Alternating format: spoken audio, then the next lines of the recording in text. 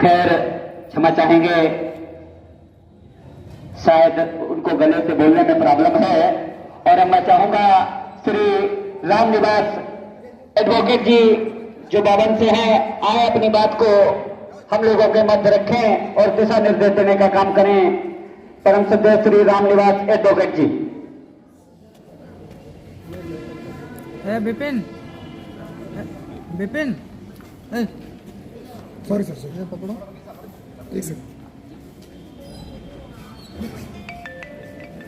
बहुत बहुत धन्यवाद मंच संचालक महोदय। मेरा सर हाथ दर्द कर रहा है। सर्वप्रथम करुणा के सागर तथागत गौतम बुद्ध के चरणों में श्रद्धा सुमन अर्पित करते हुए एवं परम पूज्य बुद्ध सत्य बाबा साहब डॉक्टर भीमराव अम्बेडकर के चरणों में श्रद्धा सुमन अर्पित करते हुए एवं बहुजन समाज में जन्मे समस्त महापुरुषों के चरणों में श्रद्धा सुमन अर्पित करते हुए एवं संवैधानिक भारत की टीम को एवं इस हाल के अंदर जितने भी भाई बहन बैठे हैं उन सभी को मेरा सादर नमो बुद्धाय। जय भीम।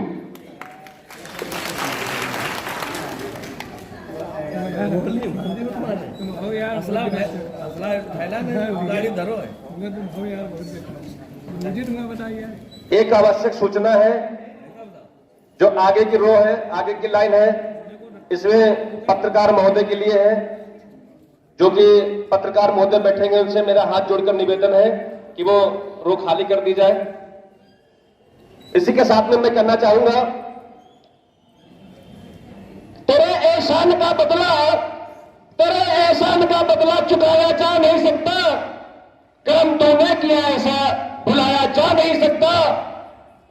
अगर मुझको न तू मिलता मेरा मुश्किल गुजारा था, अगर मुझको न मिलता मेरा मुश्किल गुजारा था, जो पहुंचा है बुलंदी पर वो एक टूटा सितारा था। साथियों, एक लाइन में और कहना चाहूंगा कि हो गई है पीर पर बसी पिघलनी चाहिए, हो गई है पीर पर बसी पिघलनी चाहिए, इस हिमालय से कोई गंगा निकलनी चाहिए। आज ये दीवार पर्दों की तरह पिघलने लगे, आज ये दीवार पर्दों की तरह पिघलने लगे। शर्त थी लेकिन ये बुनियाद हिलनी चाहिए, शर्त थी लेकिन ये बुनियाद हिलनी चाहिए। साथियों, मैं पहले अपना परिचय दे दूं। मेरा नाम रामनिवास है और मैं पेशे से अधिवक्ता हूं। सर्वांगीण महिला उत्थान एवं बाल कल्याण सेवा संस्थान का मैं संचालक हूं। इस समय लगभग 2000 से ज्यादा महिलाओं की टीम हमारी संस्था में काम कर रही है और मैंने 3 बहनों की शादी अपनी संस्था के माध्यम से कराई है। हमारे कार्यक्रम चलता है चलो गांव की ओर, चलो गांव की ओर। इसके अंतर्गत हम स्वास्थ्य, शिक्षा, सुरक्षा, स्वरोजगार एवं संविधान जागरूकता मिशन चलाते हैं। गांव गांव जाकर के महिलाओं को, पुरुषों को उन्हें उनके हक अधिकार बताने का काम करते हैं ताकि उनके जो संविधान में अधिकार दिए हैं वो उनको मिल सके। साथियों, मैं बात करता हूं, अभी बात शिक्षा की चल रही थी, अभी बात रोजगार की चल रही थी। मैं इतना कहना चाहूंगा कि हमको शिक्षा मिलेगी कैसे। बाबा साहब डॉक्टर भीमराव अम्बेडकर ने जो 3 शब्द लिखे हैं, शिक्षित बनो, संगठित बनो, फिर संघर्ष करो। अब आप एक बात बताएंगे कि क्या हम शिक्षित बन पाएंगे? शिक्षित बनेंगे कैसे? शिक्षित कैसे बने? जो हमारे भाई शिक्षित हो गए, जिन्होंने सरकारी नौकरियां पाली, जो अधिकारी कर्मचारी बन गए और उन्होंने बड़े बड़े शहरों में अपने अपने मकान बना लिए और उनकी सोसाइटियां बदल गई। और जब उनकी सोसाइटियां साथ बदल गई और जब वो अपने गांव कभी लौट कर आए तो अपनी बड़ी गाड़ी से आए और साथ में उनके अपने बच्चे भी लाए, लेकिन गांव के बच्चों को उन्होंने मिलने तक नहीं दिया। साथियों, जो सरकारी कर्मचारी है, जो अच्छे बिजनेसमैन है, मैं उनकी तरफ इशारा कर कहना चाहूंगा कि जिस गांव से वो निकल कर गए हैं, सच्चाई में बता रहा हूं, जो सच्चाई है, जो इस गांव से निकल कर गए हैं, क्योंकि भारत जो है गांवों बनता है, जितना भी अधिकारी कर्मचारी है सब गांवों से बना है। तो जो गांव से निकल कर गए हैं वो कभी अगर गांव वापस आए तो क्या उनके गांव में कभी अपने बच्चों के लिए परिवार में कापी पेंसिल कलम लाए? आप लोगों से एक सवाल पूछ रहा हूं, बताइए हाँ या ना। जो लखनऊ में आईएएस है, पीसीएस बन गए, क्या अपने गांव गए कभी? क्या कभी कापी पेंसिल बच्चों के लिए लाए? क्या कभी निःशुल्क बच्चों के लिए स्कूल खुलवाया? हाँ या ना? आप बता के बोलिए। नहीं ना? तो हम कैसे शिक्षित बने?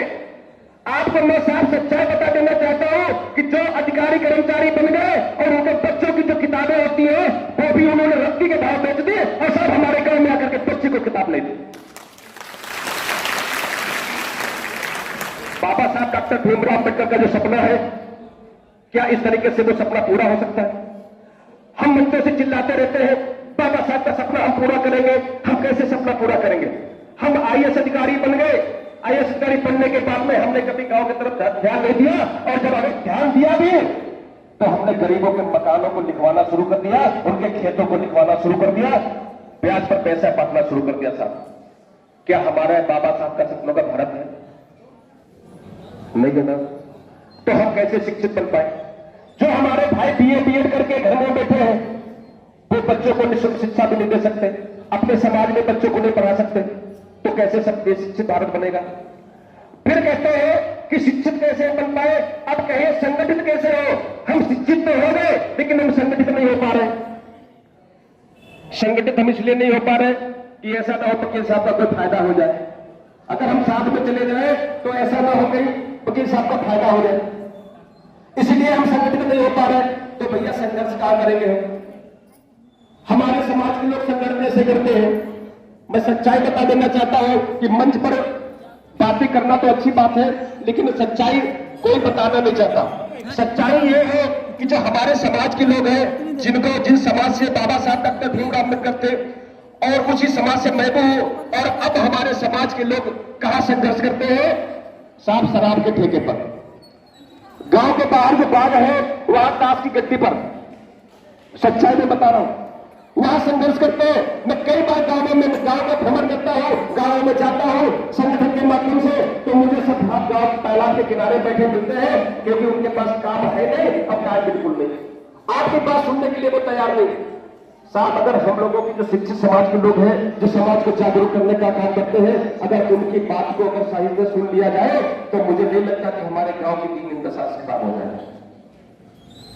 तो साहब, हमें अपने समाज में निकल करके जो आज ये कार्यक्रम हो रहा है, ये टीम उसी गांव से निकल कर आई है, उसी समाज से निकल कर आए हैं, जो आज आप सबको यहां बैठने का मौका दिया।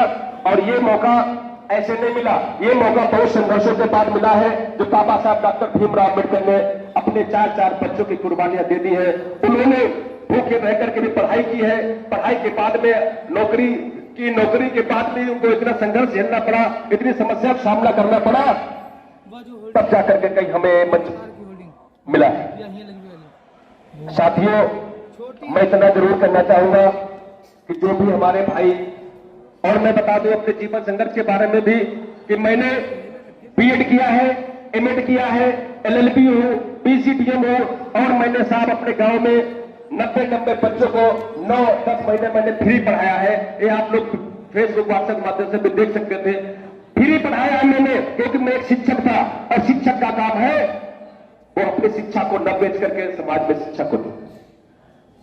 तो साथियों, जो भी हमारे भाई बीएड किए हुए, जो अपने आप को बेकार समझ रहे हैं, वो अपने आप को बेकार न समझे, और गांव में जो गरीब बच्चे हैं, जिनके पास व्यवस्थाएं नहीं है, जो फीस नहीं दे सकते हैं, वो कृपया अपने गांव में बच्चों को निःशुल्क पढ़ाने का भी काम करें। तब हमारे देश के बाबा साहब के सपनों को देश करें।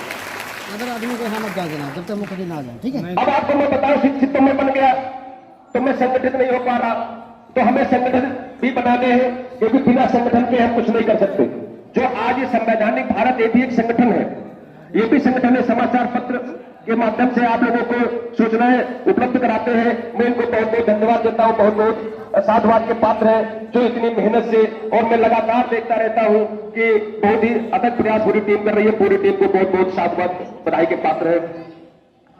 साथियों, सबसे पहले हमें अपने जीवन में अपने शरीर को पहले स्वस्थ रखना है, क्योंकि बिना स्वस्थ के हम कोई काम नहीं कर सकते। जो मैंने कार्यक्रम लिया है, स्वास्थ्य, शिक्षा, सुरक्षा, स्वरोजगार एवं संविधान, क्योंकि सबसे पहले हमें अपने आप को स्वस्थ रखना है। अगर हम स्वस्थ हैं तभी तो हम शिक्षा पा पाएंगे, तभी हम शिक्षित हो पाएंगे। तो पहले मुझे स्वस्थ रहना है, उसके बाद में हमें शिक्षा ग्रहण करनी है। और जब हम शिक्षित हो गए, तो हमें उस रोजगार की भी आवश्यकता है। फिर हमें रोजगार की तलाश करनी है, क्योंकि बिना शिक्षा के रोजगार नहीं मिल सकता। इसी प्रकार से जब हम शिक्षित हो जाएंगे तो हमें भारत का जो संविधान है, जो मूल आधार है, हमें उस संविधान को पढ़ना है। अगर हम शिक्षित नहीं होंगे तो क्या भारत का संविधान पढ़ पाएंगे? आप कितने सब मेरे भाई बहनों बैठे हो, आप लोगों से मैं जरा पूछना चाहता हूं कि आप बताइए, बाबा साहब डॉक्टर भीमराव अम्बेडकर की प्रतिमा कितने घरों में लगी? जरा हाथ उठा के बता दीजिए, अपने दिल पे हाथ रख के बताइए। उसके बाद हाथ नीचे मत करिएगा। मैं इतना और पूछना चाहूंगा कि आपके घर में संविधान की किताब किसके घर में है? जिनके घर में हो वो हाथ उठाए, जिनके घर में हो संविधान की किताब। अब आप इससे अंदाजा लगा सकते हैं कि जब हम भारत का संविधान नहीं पढ़ पाएंगे, हम अपने अधिकार नहीं जान पाएंगे, तो हम संघर्ष कैसे करेंगे? कैसे लड़ाई लड़ेंगे हम अपने वैचारिक क्रांति? कैसे कर पाएंगे? आज की जो लड़ाई है वो वैचारिक लड़ाई है, न कि वो लड़ाई है, न लाठी डंडे की लड़ाई है। आपके पास बाबा साहब ने संविधान की बुक दी थी, आपको सभी धाराएं दी थी, जिससे कि आप और अरे मुख्य अतिथि महोदय पकड़िए मुख्य